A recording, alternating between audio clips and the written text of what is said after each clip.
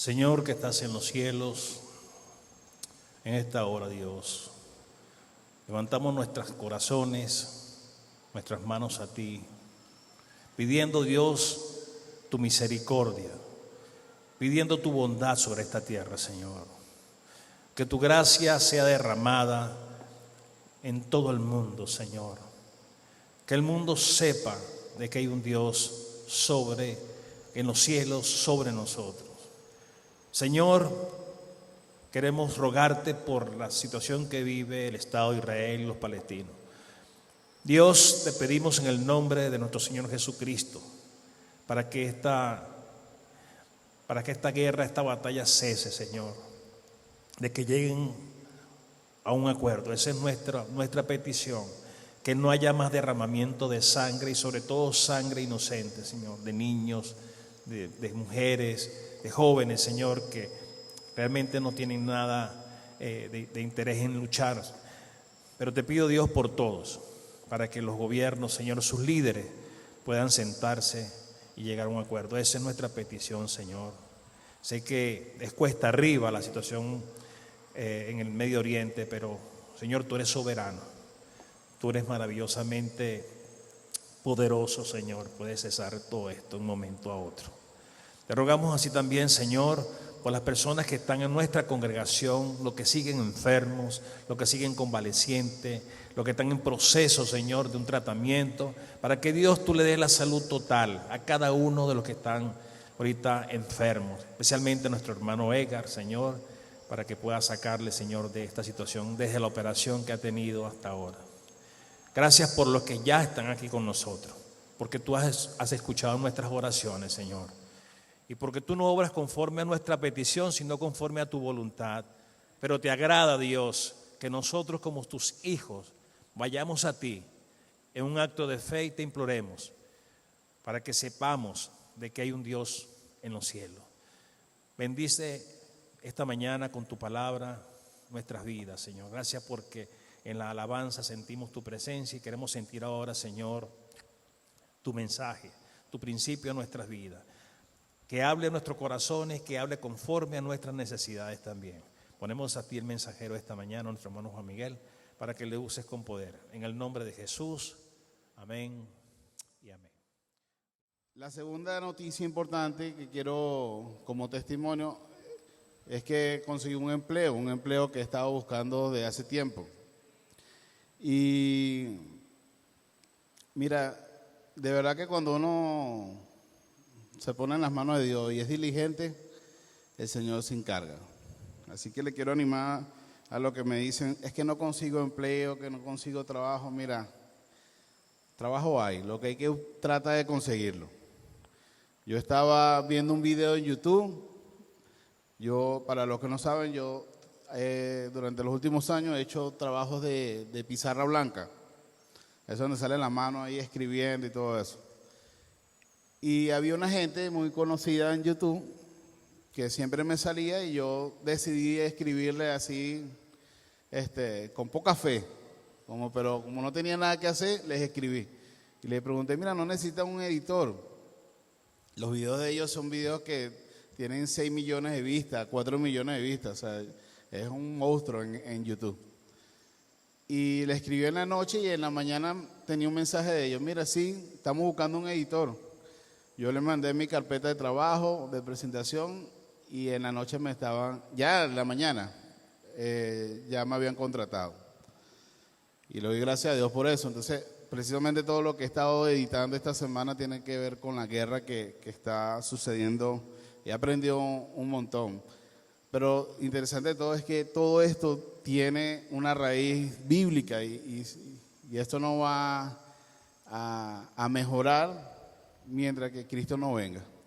Entonces nuestra responsabilidad es seguir predicando para que haya menos personas que piensen de esa manera como están pensando. Yo quisiera que ustedes pensaran un momento, ¿qué sucedería si en este momento fueran los últimos días de tu vida? ¿Cómo serían tus pensamientos? ¿Cómo serían tus pensamientos Pero no solamente son tus últimos días, sino que de paso estás preso. Las personas que más has amado, o algunas de las personas que más has amado, te abandonaron. Estás preso no solamente en un lugar feo, sino que de paso, o sea, estás mal acusado porque no hiciste nada para estar ahí. Una y otra vez te han ofendido, te han maltratado. Has tenido momentos donde casi has perdido la vida. La gente se ha burlado de ti y estás completamente solo. Y se te da la oportunidad de escribir una carta, una sola carta a una sola persona. ¿A quién le escribirías?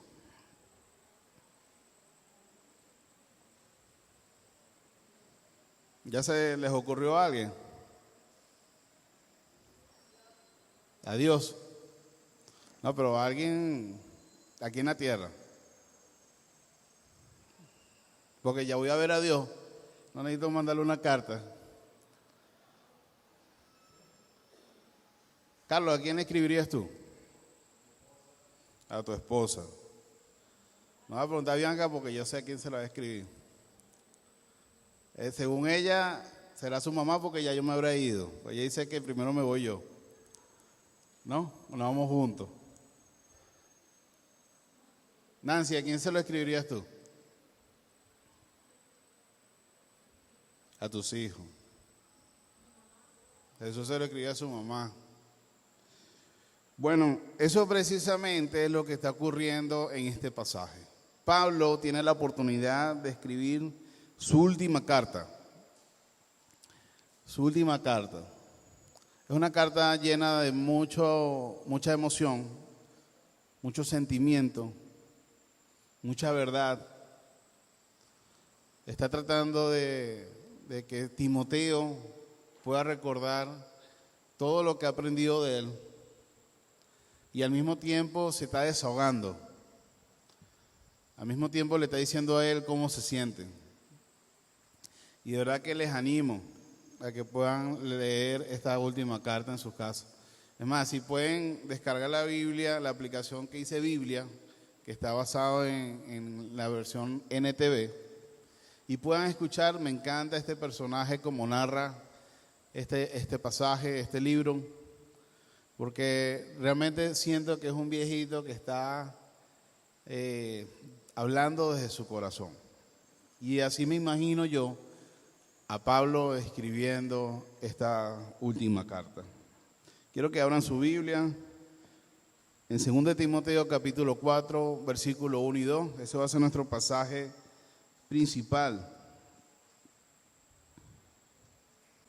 Dice 2 Timoteo capítulo 2, versículo del 4, capítulo 4 del 1 al 2.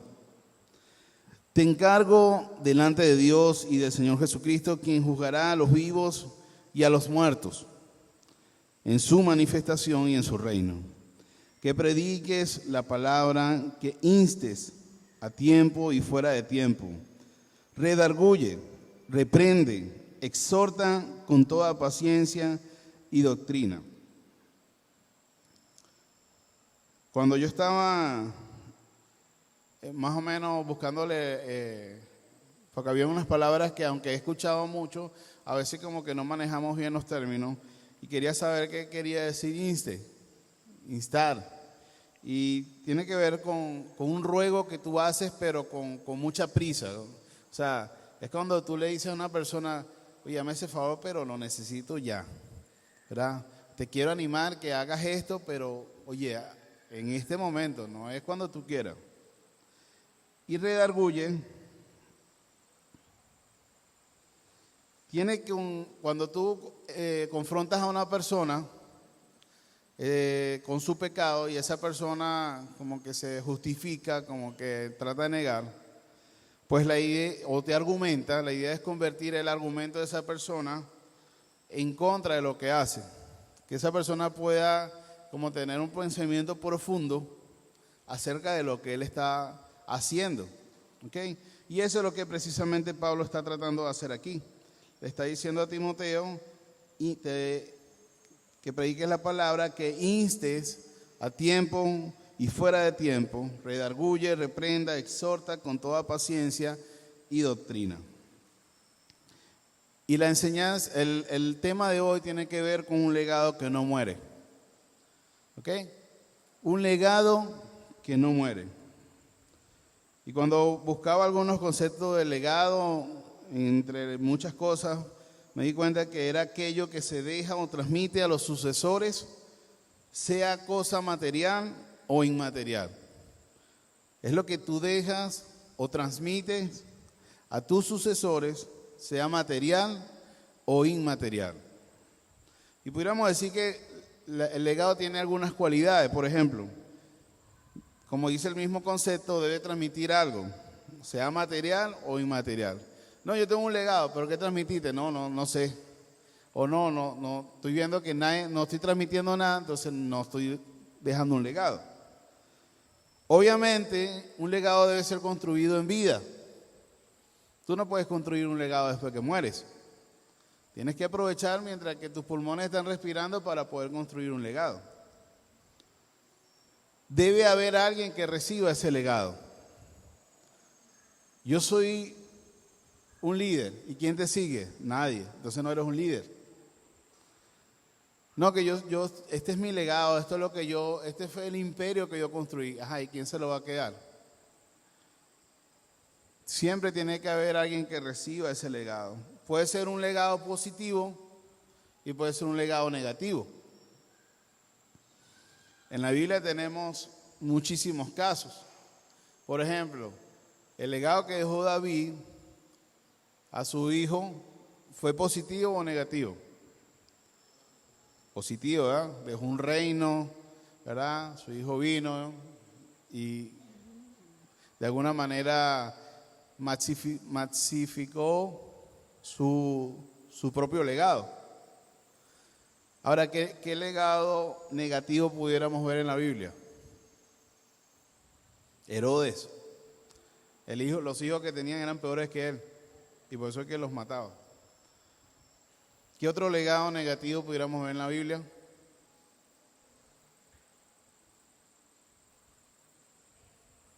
No negativo. Jesús uno, o sea, el mejor. Cuando usted lee todos los reyes que hubo después de David, se da cuenta, ahí para tirar para el techo. Uno, tú dices, este no puede, o sea, este es el peor, y venía otro y hacía lo peor. De repente venía uno y hacía lo justo, pero no lo hacía completo. Ahí podemos ver muchísimos ejemplos. Y por último, un legado puede ser perpetuo y puede morir en el intento. ¿Ok? Por lo menos el legado que nos dejó el Señor Jesucristo es un legado que ha sido perpetuo. Pero el legado que dejó David no fue perpetuo. Llegó hasta su siguiente hijo. El legado que dejó Moisés en Josué fue buenísimo, pero el legado que dejó Josué no fue muy bueno. Entonces, lo que tú estás construyendo como legado puede ser que dure generación tras generación o simplemente puede morir en la siguiente generación después que tú te vayas. Eso quiere decir que un líder puede ser muy bueno, puede predicar muy bien, puede tocar muy bien, puede enseñar muy bien y simplemente no dejar un legado. Como enseñanza central quisiera que recordemos esto. Como cristianos tenemos la obligación de diseñar un legado cristocéntrico que no muera. Como cristianos tenemos la obligación de diseñar un legado cristocéntrico que no muera. El apóstol Pablo fue de influencia para muchas personas, pero el legado que deja en Timoteo fue único. Él también llamaba a Tito de alguna manera como su hijo, ¿verdad? Tenía muchas personas cercanas, pero le escribió la carta, su última carta a Timoteo. Por eso es que nosotros vamos a ver 7 fundamentos que debe tener un legado para que no muera. Y el primer fundamento es: para que un legado no muera, se debe animar y aconsejar de manera oportuna y continua. Versículo 6 y 7 del capítulo 1 dice: por eso te aconsejo que avives el fuego del don de Dios, que por la imposición de mis manos está en ti, porque no nos ha dado un espíritu de cobardía, sino de poder, de amor y dominio propio.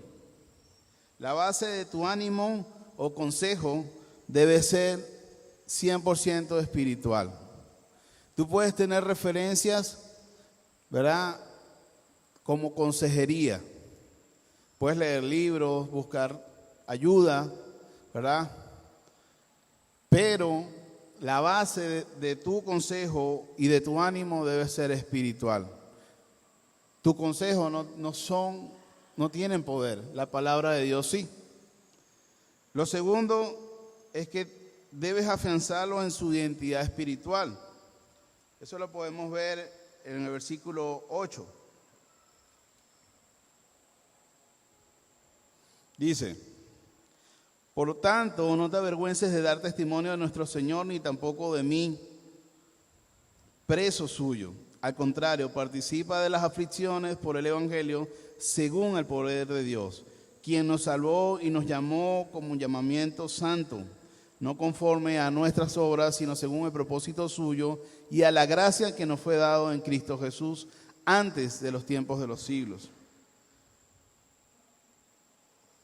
Y también cuando estamos viendo este fundamento tenemos que tener algo muy importante. Aunque el fundamento se enfoca en aconsejar y animar, tenemos que saber cuándo hacerlo y cómo hacerlo. Y es que los cristianos estamos entrenados para sacar la Biblia y ayudar, y eso está bien. Pero hay momentos, hermanos, que necesariamente las personas no necesitan en ese momento un versículo de la Biblia. Usted dirá, pero ¿cómo es eso? Nosotros hemos estado pasando por un proceso bien interesante en los últimos meses. Un proceso que en algún momento le vamos a contar nuestro testimonio. Pero durante ese proceso, muchas personas se nos acercaron con la mejor intención para hablarnos de lo que la Biblia decía. Y realmente lo que menos necesitábamos en ese momento era recordar la verdad, porque la verdad ya la sabíamos. Necesitábamos simplemente una compañía. Y precisamente un libro de Charles Swindoll, que es muy viejo, se lo recomiendo, se llama 3 pasos hacia adelante y 2 hacia atrás. Él comienza a hablar sobre el caso de Job y de sus amigos. Y él pone un ejemplo, dice que una de las mejores contribuciones que podemos dar a una persona que está pasando por intensos sufrimientos y pérdida es hacer acto de presencia sin decir palabra. Ni siquiera descargar versículos bíblicos en el oído del que está afligido. Él escribió: no trates de probar algo al que sufre. Ponerle el brazo sobre el hombro, tomarle fuertemente la mano, darle un beso. Estas son las pruebas que necesita el afligido, no razonamiento lógico. Y él comenta que él estaba sentado, desgarrado por la aflicción, y alguien llegó y me habló acerca de los tratos de Dios, de la razón por la cual esto me sucedía, de la esperanza después del sepulcro. Me habló constantemente y me decía cosas que yo sabía que eran ciertas. Yo estaba inmóvil, lo único que deseaba era que él se fuera. Al fin se fue. Vino otro y se sentó junto a mí. No habló nada, no hizo preguntas. Cuando yo dije algo, respondió brevemente, oró sencillamente y se fue. Me conmoví, me sentí consolado, lamenté que se fuera. Un individuo que está aturdido por el golpe de la calamidad no tiene quebranto, no tiene el corazón quebrantado. El suelo de su alma no está listo para la implementación de la semilla celestial. Llegará a estar listo, pero no lo está ahora. Tenemos que animar y aconsejar, pero tenemos que saber hacerlo, dejarnos guiar por el Señor. No podemos simplemente sacar la Biblia porque la persona se puede sentir peor de lo que se siente en ese momento. Y Pablo, aunque vemos que era una persona de alguna manera que era fuerte para decir las cosas, vemos el resultado en Timoteo y vemos que de alguna manera Timoteo estaba satisfecho con el apoyo, con el cuidado y la guía de Pablo. El segundo fundamento para que un legado no muera es que se deben dar instrucciones para que se logren los objetivos. Se deben dar instrucciones para que se logren los objetivos. A veces nosotros creemos que la gente sabe todo lo que debe hacer. No, es que él debería saber eso. Es lógico. O sea, ¿cómo van a atravesar este cable aquí? O sea, eso es lógico. No, pero ya va. ¿En qué momento tú te le acercaste a esa persona para darle alguna instrucción de cómo debe hacer las cosas? ¿Cómo vas a hacer un reclamo a alguien, verdad, si esa persona no ha sido instruida? No, pero es que, oye, él lee la Biblia, él va a la iglesia, él debería saber que tiene que mantener sus diezmos y ofrendas. Ya, pero ¿en qué momento tú le has enseñado eso? No, que tienes que orar por los enfermos. ¿En qué momento tú le has enseñado eso? Entonces, Pablo le empieza a decir varias cosas que por tiempo no lo vamos a buscar en la Biblia, pero empieza a decirle, retén lo aprendido. Después le dice, con la ayuda del Espíritu Santo, cuida la buena doctrina. Saca fuerzas de la bondad que Dios te ha mostrado por medio de Jesús. Multiplícate en personas estratégicas que continúen el legado, según Timoteo 2:2. Si te consideras un soldado de Jesús, debes estar dispuesto a sufrir por Él. Haz todo lo posible por ser aprobado por Dios, mantener una vida pura, que no te sientas avergonzado cuando estés cerca de Él. Mantén el control de las tentaciones. A pesar de tu edad, ten relaciones cercanas que amen y honren a Dios. Eso es algo que constantemente le estamos diciendo a los jóvenes. Nos sentamos con ellos. Usted quiere saber lo que hay en el corazón de un joven, vean sus redes sociales. Y yo me la paso viendo las redes sociales, a veces me deprimo viéndolas, pero trato en lo posible de evaluar cómo se comportan ellos, y me doy cuenta que no han sido instruidos en esto. No le hemos enseñado a ellos que deben evitar amistades que les dañen. Entonces, como ya vienen a la iglesia, como están en un discipulado, nosotros pensamos que ellos van a llegar por cuenta propia y van a tomar la decisión de dejar amistades de esa manera. No, tenemos que instruirles. Tenemos que ayudar a las personas. A las mujeres, cuando llegan al evangelio, una de las cosas que más les afecta es cómo se visten, cómo se vestían antes, cómo se visten ahora. Lo que publican en las redes sociales, en la foto, cómo se toma la foto. Entonces la persona tiene 3, 4 meses viniendo y nosotros estamos por ese estado. Oye, pero esa muchacha no debería estar tomándose esas fotos así.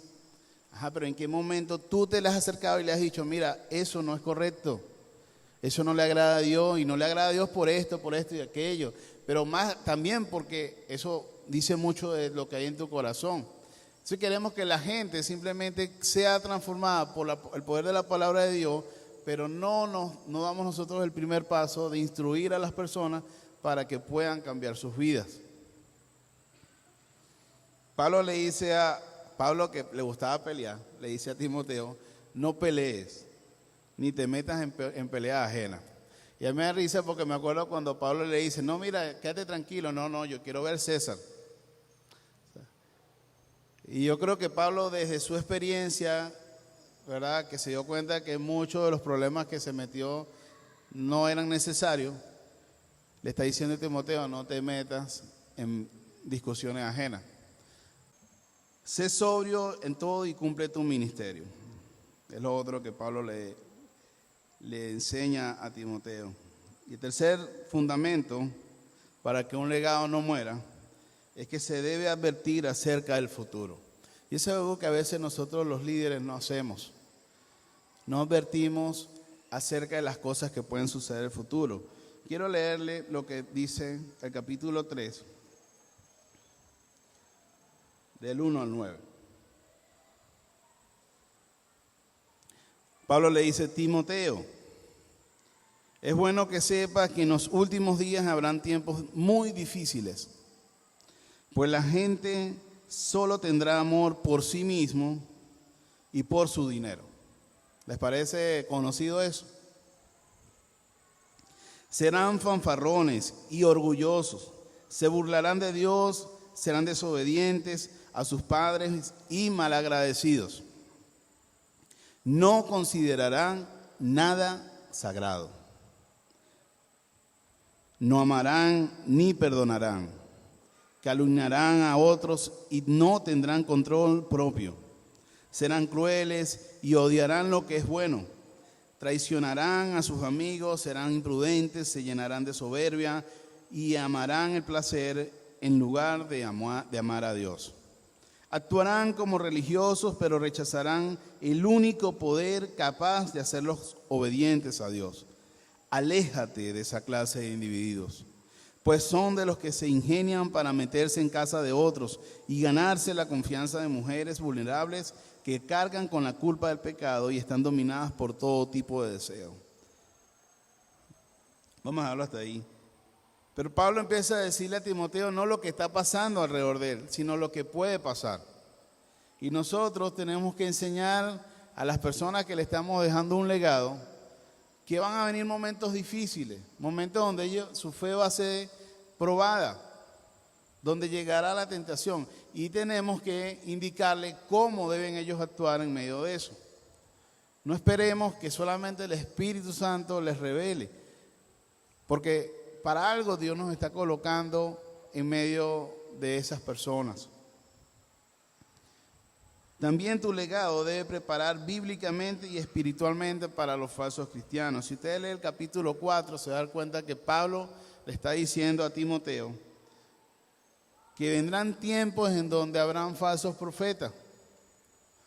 Y eso fue hace casi 2000 años. Hoy en día usted basta con poner el canal de YouTube o poner YouTube y se da cuenta de la cantidad de locos que hay predicando. Me ha llamado mucho la atención que dos de ellos que yo de verdad los admiraba mucho musicalmente, que era Jesús Adrián Romero y Marco Barrientos.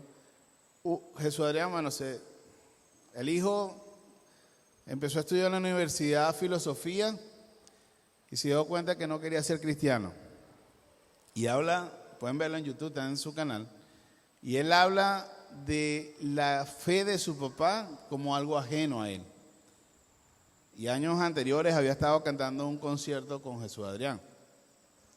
Jesús Adrián canceló toda su gira que tenía. Es una persona que llena muchos estadios. Y hoy en día él canceló todo eso. ¿Por qué? Precisamente porque entró en un estado como depresivo. Y yo me imagino y tengo esperanza que es Dios, ¿verdad?, confrontándolo a él con todas las cosas que Jesús Adrián ha estado diciendo públicamente. Marco Barrientos decía: sin darme cuenta me uní o convertí lo que Dios me había llamado a hacer en una plataforma diferente a lo que realmente tenía que ver con la adoración. Y yo espero que algún día esos grandes músicos puedan darse cuenta que en algún momento comenzaron a alejarse de la sana doctrina. Tenemos que advertir acerca del futuro. El cuarto legado, para que una enseñanza, para que un legado no muera, es que se debe enseñar todo de Dios. Lo primero que debes enseñar es que la promesa de la vida se consigue a través de Jesús. Tu legado debe ayudarles a tener la seguridad de que cuando partan de este mundo se encontrarán con su Señor. Capítulo 1, versículo 1 dice: yo, Pablo, apóstol de Jesucristo, por la voluntad de Dios y según la promesa de la vida que es en Cristo Jesús. Que es en Cristo Jesús. Cuando yo tengo la oportunidad de ver a algún adolescente que está saboteando, que no está pendiente de las enseñanzas y todo eso, por ahí uno que se sentó pensaba que era con él, no era con él. Estaba poniendo un ejemplo. Llega, yo le digo al que lo está discipulando, ¿lo has confrontado con la salvación? La semana pasada estuve hablando con Josué, ¿verdad? Y hablamos acerca de su salvación. Y Josué tenía algunas inquietudes que no habían sido aclaradas. Yo empecé a aclararla, después vino otro, nos saboteó la conversación, entonces tuvimos que dar la conversación a media, pero le dije a Rafa que lo discipula. Háblale acerca de la salvación. Porque Josué se ha ganado todos los retos de vaso de barro en los últimos 3 meses. Tú lo ves comiéndose un barquillón toda la semana. Pero Josué, a pesar de eso, no estaba claro en su salvación. Entonces tenemos que hablarle acerca de Dios, de lo que es Dios, para que nuestros discípulos, para que las personas que van a continuar nuestro legado, puedan tener la bendición de poder estar claro hacia dónde van a ir una vez que partan de esta tierra. Bianca tuvo la oportunidad de hacer esto con una de sus discípulas y lo primero que su discípula le dijo fue, o sea que mi abuela se fue sin Cristo, mi abuela no está en el cielo. Claro, es una pregunta difícil porque uno no quiere después, uno se puede meter un lío. Uno le dice al discípulo, no, tu abuela está en el infierno. Ese va y le dice al papá o la mamá y vienen y nos echan ese regaño a nosotros. ¿Cómo es eso que mi mamá no está en el cielo? ¿Sí? Bianca fue muy sutil, pero la chica se dio cuenta, no, pero es que es verdad. O sea, si mi abuela no conoció de Cristo, mi abuela no está en el cielo. Y la gente tiene que tener seguridad de su salvación, porque eso es lo que le permite a ellos diferenciarse de otras personas, entender por qué ahora son cristianos. Porque el problema es que todo el mundo piensa que va para el cielo. Todo el mundo se cree que es hijo de Dios y la Biblia dice lo contrario. La Biblia dice en Juan 1:12, a los que creen, a los que creen y a los que ¿qué? Y a los que le recibieron. Entonces no podemos pensar que toda persona que cree en Dios es creyente. Toda persona que cree en Dios va para el cielo. No. Cuando tú veías a un endemoniado en la Biblia, veía a Jesús, se le arrodillaba y lo reconocía públicamente. Y a veces esos endemoniados tienen mejor actitud de adoración, por llamarlo así, que muchas veces las que tenemos nosotros en la iglesia. Se postraban delante de Jesús, pero no iban al cielo.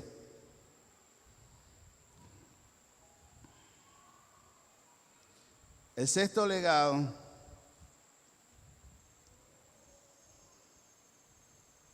¿cuál es el primer legado?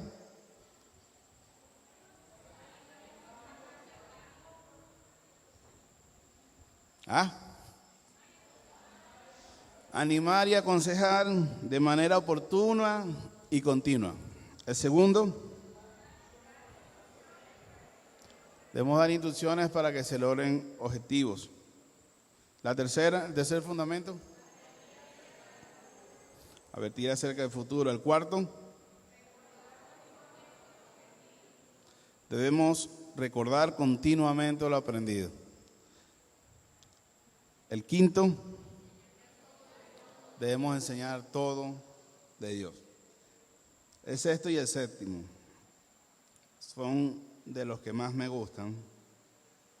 Cuando yo estuve en el campamento, para mí fue muy difícil desarrollar este tema, porque tiene mucho que ver con lo que el pastor Julio pudo haber dejado en vida. Y hace una iglesia que le ha costado salir adelante sin tenerlo a él. Todo lo que ellos hacen tiene el sello de Julio. Y Julio partió con el Señor hace 2 años y todavía se ve la nostalgia que existe en la iglesia por la partida de Julio. Es una iglesia que está en los barrios, dentro de los barrios un poquito más peligrosos de todo el sector de Charallave, Cuba. Y cuando ellos hablaban de un legado que no muera, pues obviamente me recordaba de él. Julio, después de mi papá, ha sido la persona que más ha influenciado en mi vida. Y el ver el trabajo que ellos hicieron en vida, que él hizo en vida, y el trabajo que continúa en vida, después de su vida, es impresionante. Entonces, obviamente, cuando yo veo ese tipo de legado, yo me pongo a analizarlo a él, me puse a analizar a mi papá y en algunas personas que han influenciado mi vida de una manera especial. Y es que una de las cualidades de ellos es que ellos han invertido en una relación cercana con su hijo o su discípulo. Me van a regalar 5 minutos para terminar los 2 puntos, pero ya vamos a terminar. Tú tienes que ver a quien le vas a entregar tu legado como a un hijo. Capítulo 1 dice, capítulo 1, versículo 2. Timoteo, amado hijo. Amado hijo. Y el capítulo 2, versículo 1 dice, tú, hijo mío, si tú no lo ves cercano a ti, él no se va a acercar a ti. Debes estar pendiente de esa persona día y noche en tus oraciones, como el versículo 3 lo dice. Debes crear momentos especiales que ambos puedan recordar. Tú tienes que invertir en tiempos especiales, que cuando tú no estés, esas personas que tú estás construyendo un legado en sus vidas, ellos te recuerden, no solamente te recuerden con una Biblia en la mano, que te recuerden con una hamburguesa, que te recuerden abrazándolo, que te recuerden en la playa. O sea, tienes que invertir tus vidas en ello. Por eso es que Pablo dice, no solamente le hemos entregado la enseñanza, sino también nuestras propias vidas. El mensaje de salvación tiene que ir amarrado de una relación cercana con las personas. A veces las personas no leen la Biblia, pero te ven como tú las tratas y eso es suficiente para ellos para creer en Dios. Tienes que crear momentos. No puedes pasar de toda la vida pendiente del trabajo, pendiente del dinero, pendiente de que no hay plata, pendiente de que la situación del país, de que el COVID, no, es que yo no abrazo ahora a mis hijos porque es que el COVID y tal. No, mano, o sea, ¿qué te pasa? Estás perdiendo los mejores años de tu vida.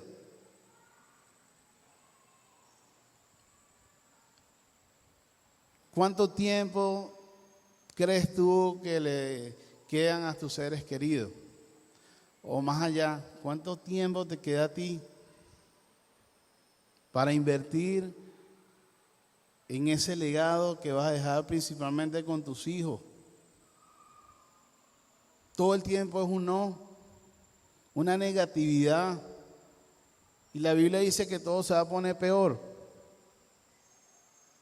¿Cuánto tiempo necesitas tú para disfrutar un tiempo en familia? No puede ser todo el tiempo trabajo, iglesia, ministerio. Mira, yo he aprendido algo. Como decía Jesús, a los pobres siempre los tendrán con nosotros. Bueno, la pobreza siempre la vamos a tener entre nosotros.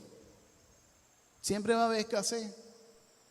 Y vean que yo hemos aprendido que a veces, o sea, nos queda una pechuga para la semana. Bueno, y tengo que confiar en el Señor, pero a veces estamos aturdidos de tanto estar metidos en la casa. Vámonos a comernos un helado. O vámonos a comernos ahí una hamburguesa donde Nacho. O vamos a salir a la playa y llevamos pan y nos gastamos lo último. Y la gente se siente, no se burla, pero sí se ríe de nuestro estilo de vida a veces porque es como de mucho paseo. Pero es que tengo que disfrutar la vida. Yo no puedo estar encerrado en mi casa toda la semana, ¿verdad? Porque eso yo no lo voy, si yo me voy antes, eso no lo va a recordar a ella. Ella no va a recordar la semana que pasamos metido en la casa todo solo, pero sí va a recordar, ¿verdad?, los momentos especiales. Sí va a recordar las veces que nos fuimos y pasamos, no sé, un susto, pero en medio de un paseo. Por ejemplo, yo me recuerdo cuando yo era asmático de los buenos. Siempre me enfermaba de noche y cuando iba a pasar algo emocionante en mi vida me daba asma. Entonces ya mi familia ya me tenía como el tiro agarrado, ¿no? Entonces cada vez que me iban a sacar a pasear, mi papá llegaba y me mandaban inyectar para que el asma no me diera. Entonces una vez, eso fue un momento que yo voy a recordar toda la vida.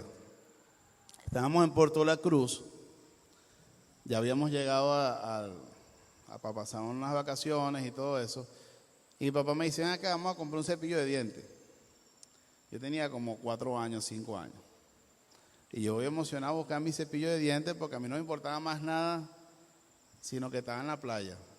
Claro, ya yo tenía disnea, ya yo estaba respirando así, ellos ya sabían y me llevaron y me inyectaron. Me engañaron, pero me inyectaron. Y pasé mis vacaciones chéveres. Pero esos son momentos que quedan aquí en mi mente, que nadie los va a quitar. Tus discípulos, tus hijos necesitan más momentos. No importa lo sencillo que sea, no busques que todo sea excelente. Disfruta el tiempo que te queda. Y ya para finalizar, es que un legado para que no muera. Siempre debes estar preparado para tu final. Nosotros nos preparamos para todo menos para la muerte. Creemos que como ya somos salvos, no hace falta más nada, no tenemos ni seguro de vida, entonces cuando nos morimos, la pobre gente sufriendo, buscando plata para pagar la urna. No, hermano, te voy a decir una cosa, el seguro de vida es barato, tú lo puedes pagar en un año. Es importante porque eso es amar también a la gente que tú le estás dejando tu legado. Cuando vemos esta carta, vemos a un Pablo que está compartiendo cómo se siente. Está abriendo su corazón. Le está diciendo a Timoteo, no te tardes, apúrate. Y entre las cosas que Pablo le empieza a decir, a mí me pareció súper, como dicen los muchachos, random, que tú en medio de una carta, tú le pidas una carta, la última carta, tú le digas a alguien, tráeme el suéter. Imagínense lo afligido que estaba Timoteo, que le estaba dando importancia al frío en medio de una carta. Y a veces nosotros no demostramos cómo nos sentimos porque pensamos que el hacer eso va a dar más testimonio, nos vamos a ver como unos líderes, no sé, como que no somos fuertes, líderes débiles. Y el expresar cómo te sientes ayudan a que nuestros discípulos, la gente que va a recibir nuestro legado, nos vea vulnerables, nos vea reales. Jesús cuando lloró se mostró real, cuando tenía sed se mostró real. Se mostró que es alcanzable imitarlo. Y tienes que preparar todo. Capítulo 4, del 6 al 9, y con esto finalizamos.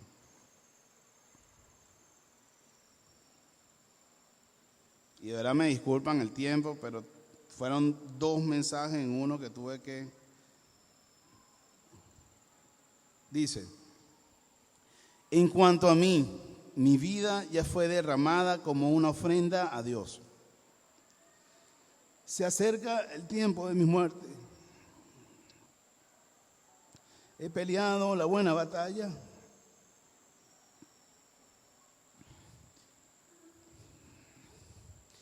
He terminado la carrera y he permanecido fiel. Ahora me espera el premio la corona de justicia que el Señor, el juez justo, me dará el día de su regreso. Y el premio no es solo para mí, sino para todos los que esperan con anhelo su venida. Timoteo, por favor, ven lo más pronto posible. Pablo está triste, hermano. Se sentía mal. Tenía la esperanza de ver a su Dios, pero se sentía mal. Y es triste que lleguemos a esa vida, al final de nuestra vida, en esas condiciones.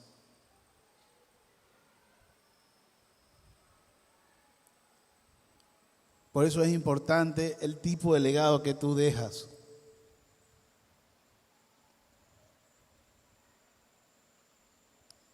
Que tus últimos días sean días de victoria. No estoy diciendo que los días de Pablo no eran en victoria. Pero imagínense con todo lo que Pablo hizo por Dios y aún tuvo un final solo. Imagínate cómo será tu final si no has construido un legado que no muera. Del 1 al 10, ¿cómo está tu legado? Honestamente. Si tú murieras en este momento, ¿crees que los demás pudieran continuar con lo que has hecho? ¿Qué crees que quiere Dios que incluyas en el legado que debes dejar?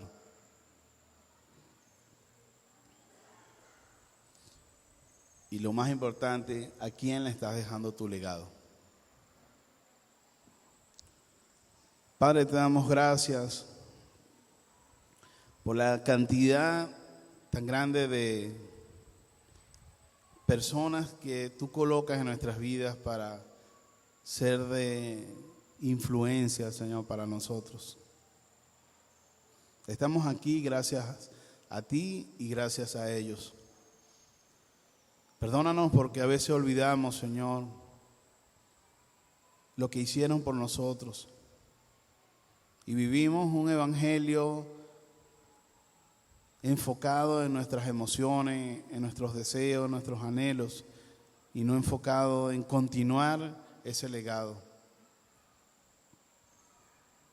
Ayúdanos a sentirnos dolidos por las personas que aún no te conocen, Señor.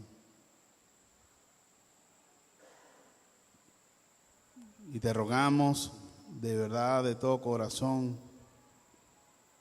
que nuestra vida pueda cambiar a partir de este momento.